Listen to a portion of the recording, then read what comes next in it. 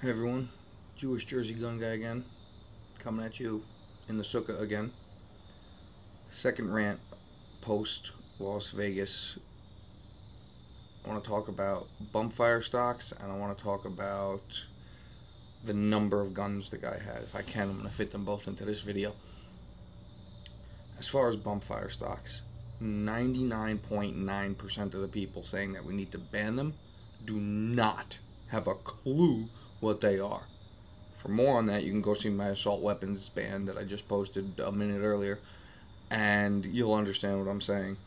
So I'm not going to go too deep into it. But bottom line, if you can't tell me what it is you want to ban, you have no right to ban it. That's across the board. Whether it's a gun or any other item.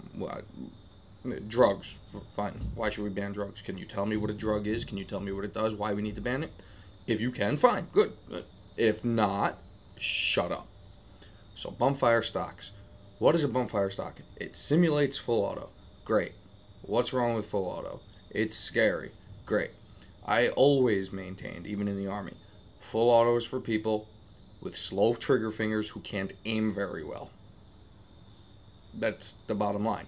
Then again, I was a sharpshooter. I wasn't a machine gunner. I understand the machine gun has its place. It puts the enemy's head down so that the rest of the squad can advance. I get it. I know all about it. Having said that, as a civilian, I don't have money to feed a machine gun.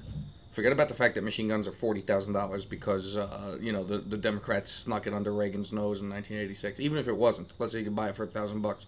I don't have money to feed that thing, all that ammo. Having said that, if you do, power to you. Buy one. Why? Because the Second Amendment says you can have one. What does that mean?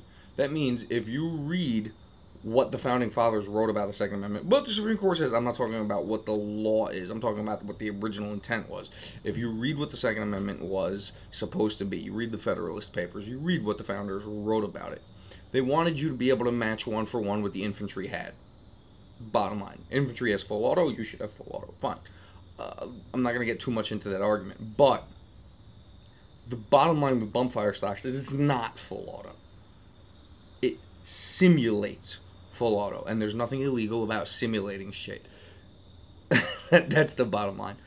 So you don't like it? Good. Most of the people claiming that they need to ban it don't like guns anyway. So one more accessory that they don't like, that they didn't, until this Vegas thing, know existed. Now that they know it exists, they immediately say, oh, we have to ban it. Is anyone really surprised by that? They found out about a new gun thing, and that gun thing needs to be banned. Really? Tell me something I didn't expect. Look, when you guys can say to us, other than your hunting rifle, what guns you think we should be allowed to own, be allowed, because you can tell us what we're allowed to do with our rights. When I can tell the New York Times what they get to publish, you can tell me what I get to own. That's with bump fires. On to how many guns the guy had in the hotel room. Who gives a damn? The guy only has 2 hands. He had 20-something guns. I don't care. He's not shooting 20 guns at once. He's got 2 hands. Even if he can Arnold Schwarzenegger it, that's still only 2 guns. Bottom line, if you Arnold Schwarzenegger it, you don't have a free hand to reload the gun that you are shooting. Which is really why one gun, there's an old cowboy phrase from the 1800s that says, beware the man with one gun, for he will know how to use it. There was a time when that was 100% true. Today it's still somewhat true, not necessarily, but there's a reason that phrase exists.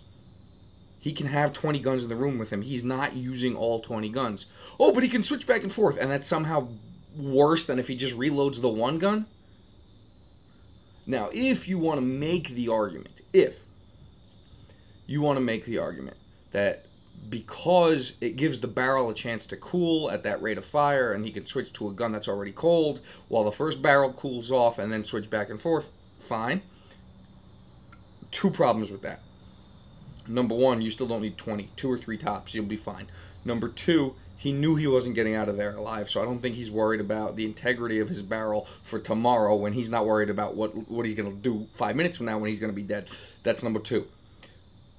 I said 2 things, make it 3 things. Most liberals don't know that machine guns swap barrels to prevent them from overheating. They just have no idea about that. So they're not even making that argument. It just sounds scary. Oh, he had 40 guns, 20 of them with him. Okay, good. What does it? What does it help anything? The guy's got two hands, lefty and a righty. That's it. So the number of guns is completely irrelevant. But what it is, we'll pound the table. It's a talking point. We'll pound the table. He had too many guns. Oh, come on, get a life. God bless the guys who brew Scotch whiskey. Distill, brew, whatever. So bottom line, I don't care how many guns he had. He can only fire one, maybe two at a time. Anything else is just, the liberals are pounding the table. We need a talking point. We need a talking point. And the fact that they focus on the bump fire stock and the number of guns he had, the bump fire stock, again, it's because they don't know what it is. And the number of guns is because they can't focus on anything real. Like, what was his motivation? Why did he want to kill people? That might be more important.